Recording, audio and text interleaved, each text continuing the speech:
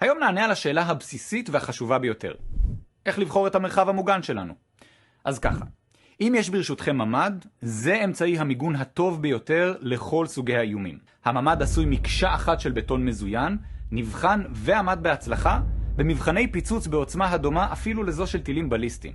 וכמובן שהוא מתוחזק באופן שוטף ונמצא בסביבה המוכרת שלכם. אם אין מרחב מוגן, דירתי או קומתי, ואתם יכולים להגיע בזמן העומד לרשותכם למקלט המשותף או הציבורי, זו האפשרות העדיפה והבטוחה ביותר עבורכם. אם אין ממ"ד או מקלט, כל מה שצריך לעשות זה למצוא מקום טוב באמצע.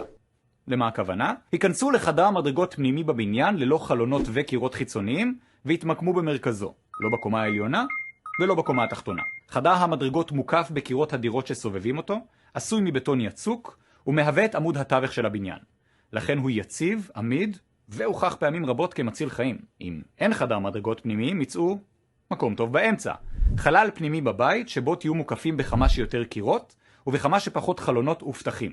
כך תקבלו את ההגנה הטובה ביותר מפני האיום הנמצא בחוץ. אז לסיכום, כך תבחרו את המרחב המוגן.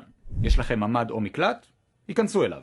אם אין, מצאו מקום טוב באמצע, בחדר המדרגות שלכם או בחלל פנימי בבית שלכם. זכרו, בחירת המרחב המוגן הנכון עבורכם מצילה חיים.